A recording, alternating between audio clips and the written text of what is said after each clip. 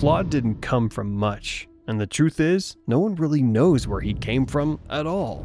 By the early 2000s, he was just a quiet drifter with no past, no ties, and no name anyone could confirm. But when he showed up in Liberty City, he got double-crossed, left for dead, and locked up. But Claude doesn't stay down for long. So, where does our man Claude come from? That's a question even Rockstar, the people who created him, keep very quiet. What we do know is this: by the early 2000s, Claude was a drifter, probably from the west coast of the US. A man with no family ties, just drifting from place to place. His last name could be Speed, could be anything, really. He's a blank slate, which, as you'll see, makes him perfect for whatever dark deeds Liberty City throws his way.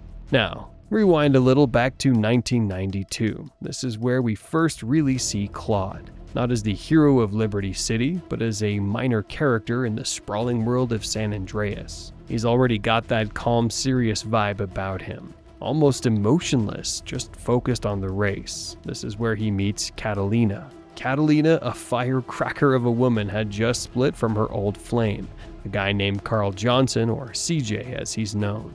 And wouldn't you know it, Claude ends up racing CJ. It's a losing effort for Claude. But in typical Claude fashion, he just takes it in stride. No complaints, no fuss. He hands over his garage to CJ, because that's just the kind of calm, collected guy he is. And then he packs his bags and he and Catalina hit the road, heading for Liberty City.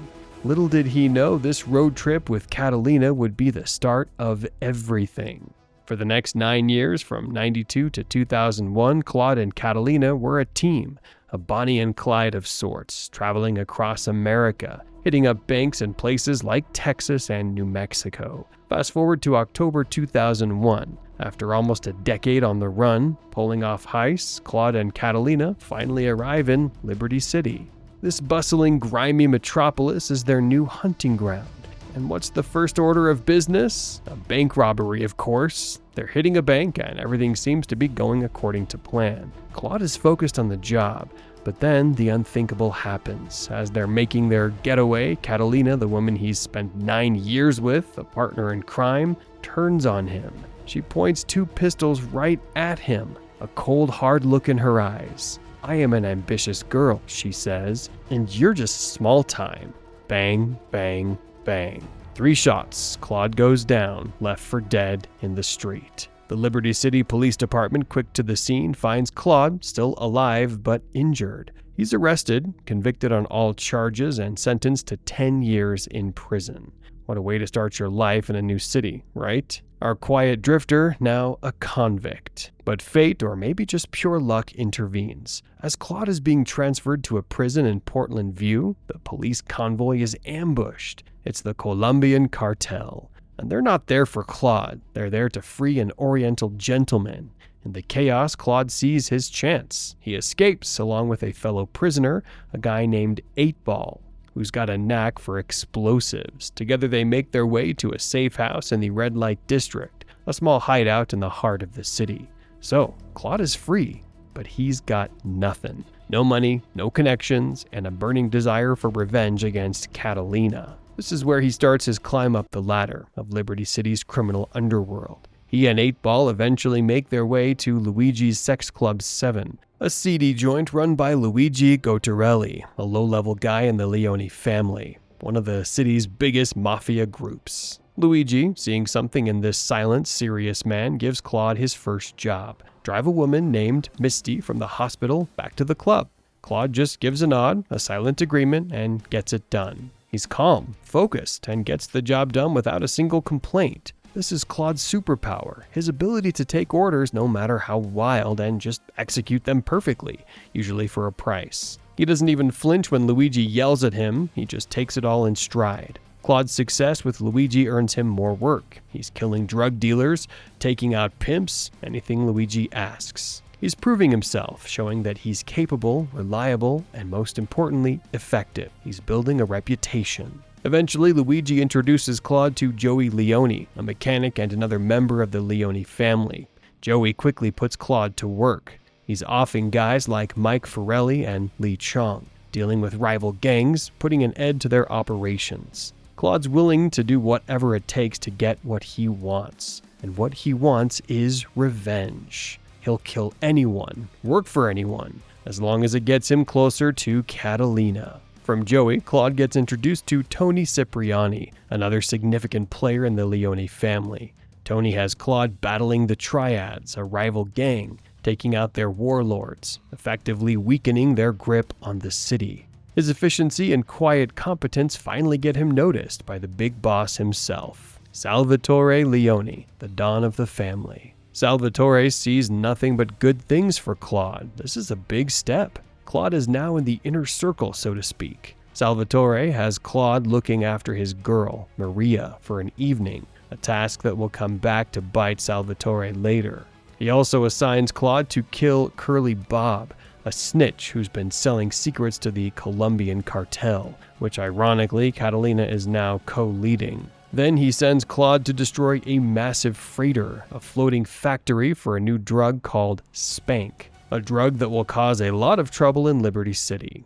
During this time, Claude also takes on jobs from other small-time players. There's El Burro, the leader of the Diablos, a street gang, who needs help with various tasks, and there's Marty Chunks, a butcher with a whole lot of problems he needs Claude to fix. Claude helps them all without a word, just a nod, getting the job done. This shows he's purely mercenary nature, but he's not tied to any one gang. He'll play all sides if it benefits him. Claude is on a roll. He's destroyed the Spank freighter. He's earned the trust of Salvatore Leone, but in this world, trust is a fleeting thing. Salvatore, paranoid after the freighter incident and maybe a little jealous, decides Claude is a loose end. He sets a trap, telling Claude to get into a car that's rigged with a bomb.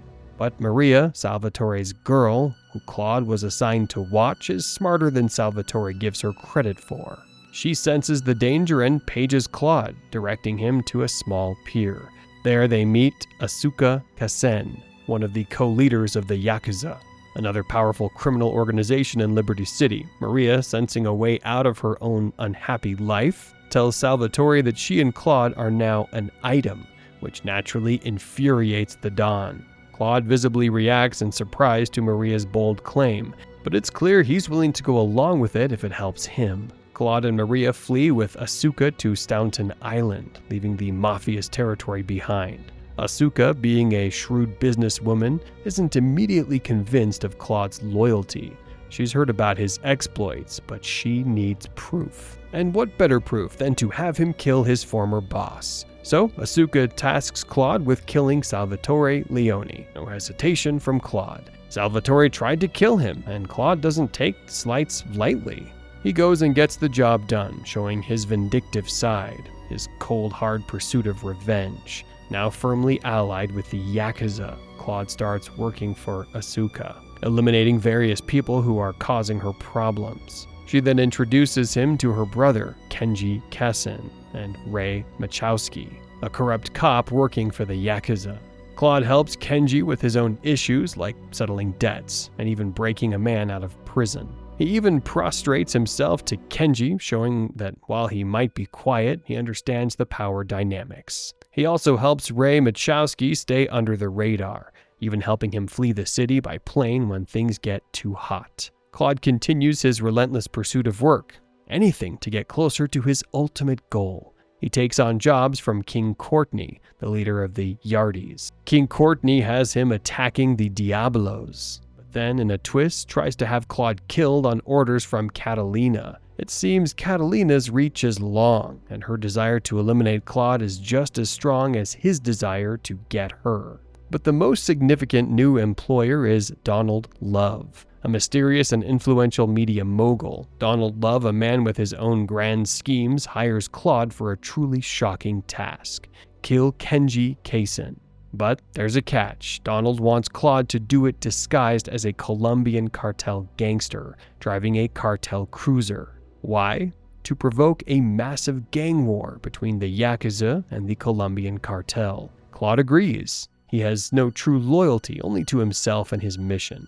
Kenji had his uses, but now he's in the way, or rather, he's a means to an end. He will fight on multiple sides of gang wars, completely without hesitation. Asuka, completely unaware of Claude's role in her brother's death, is enraged. She launches a full-scale assault on a cartel-controlled building site and captures Miguel, Catalina's co-leader in the cartel. Asuka, driven by grief and anger, begins to torture Miguel for information about the cartel's operations. Claude, witnessing this, shows his vindictive side. He leaves Miguel to be tortured. With the information extracted from Miguel, Asuka sends Claude on a series of missions to cripple the cartel.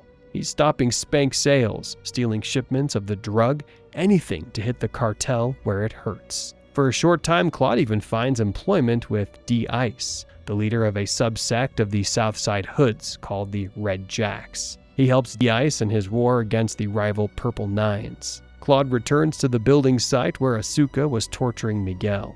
What he finds is a grim scene. Asuka and Miguel are both dead. A ransom note is left behind from none other than Catalina. She wants $500,000 for Maria, who she's kidnapped. This is it, the moment Claude has been working towards, killing and betraying for so long. Catalina has gone too far. She's taken Maria, and it's time for the final confrontation. Claude heads to the cartel mansion. He escapes an ambush, a hail of gunfire. He's focused, determined. Then he faces Catalina herself, who's piloting a helicopter raining down bullets on him. But Claude takes her down. The helicopter explodes, and Catalina, the woman who betrayed him and set him on this path of destruction, is finally dead. He rescues Maria from the Cochrane Dam. And here's where it gets a little hazy and frankly kind of dark. As they drive away, Maria, now safe, starts a long, rambling, annoying speech. You can almost feel Claude's irritation, even without him saying anything. The screen fades to black while she's still talking, and then a gunshot. The talking stops. Maria's fate is left unknown, but the implication is pretty clear. Claude, the man who uses people for his own ends and then disposes of them when they're no longer useful, likely did what he usually does. He saved Maria, but probably not out of any deep sense of loyalty or pity, more because it was part of his mission.